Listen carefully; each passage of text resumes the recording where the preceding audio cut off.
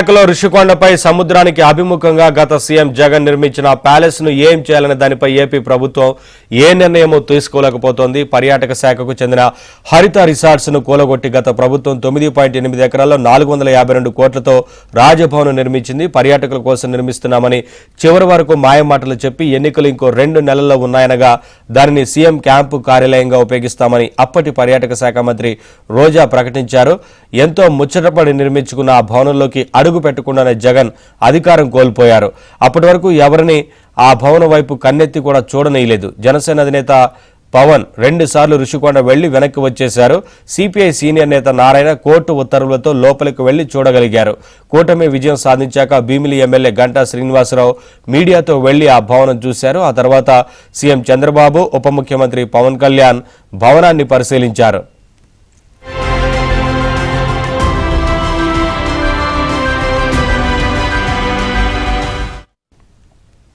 రుషికొండపై 4.5 ఎకరాల్లో 1,00,000 చదరపు అడుగుల విస్తీర్ణంలో నిర్మాణాలు చేపట్టారు. అందులో 2.8 ఎకరాల్లో 3 భవనాలను జగన్, ఆయన 2 కుమార్తెలకు వేరువేరుగా నిర్మించారు. ఆ బ్లాక్ లోపలకు ఎవరు వెళ్లకుండా పెద్ద గేట్ ఏర్పాటు చేశారు. మిగిలిన భవనాలన్నీ పెద్ద పెద్ద సమావేశ మందిరాలుగా నిర్మించారు.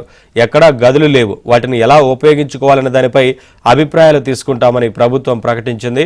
కొంతమంది రాయబార కార్యాలయాలకు ఇవ్వాలని, ఐటీ సంస్థలు పెట్టాలని, పెద్ద పెద్ద సంస్థలకు కన్వెన్షన్ సెంటర్కి ఇవ్వాలని సూచించారు. అయితే ఎవరు దాన్ని వినియోగించుకోవాలన్నా లోపల కొన్ని మార్పులు చేస్తే తప్ప వీలు కాదు.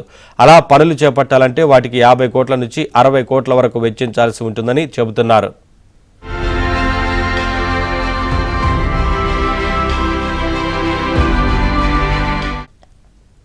ముఖ్యమంత్రి కార్యాలయంలో ఓ ఐఏఎస్ అధికారిని రుషికొండ ప్యాలెస్ భవనం ఏం చేస్తే బాగుంటుందో నివేదిక ఇవ్వాలని ఆదేశించినట్టు సమాచారం. అయితే అధికారి కూడా ఇప్పటివరకు భవనాన్ని సందర్శించలేదు. ప్రజలను సందర్శనార్థం అనుమతించి జగన్ ప్రభుత్వం నిధులను ఎలా దుర్వినియోగం చేసిందో వివరించాలని కొందరు ప్రభుత్వ పెద్దలకు సలహా ఇచ్చారు. ఆ ఆలోచనను కూడా పరిశీలిస్తున్నట్లు సీఎం చంద్రబాబు ఇటీవల విశాఖకు వచ్చినప్పుడు ప్రకటించారు. అయితే దానిపై కూడా నిర్ణయం తీసుకోలేదు.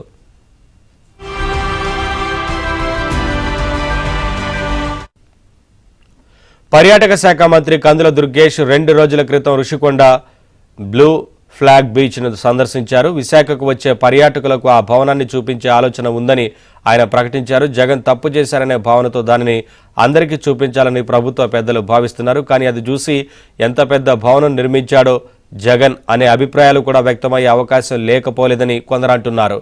కాబట్టి అలాంటి ప్రయత్నం చేయకుండా ఉండడమే మంచిదని అభిప్రాయపడుతున్నారు.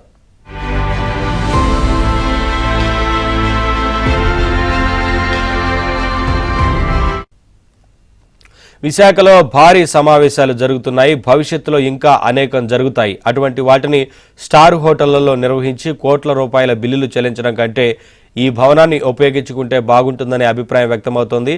అతిథి గృహాలుగా వాడుకుంటే బాగుంటుందనే అభిప్రాయం కూడా వ్యక్తమవుతోంది. ఏదేమైనా నాంచడం మాని వీలైనంత త్వరగా వాటిని సద్వినియోగం చేసుకోవాల్సి ఉంది.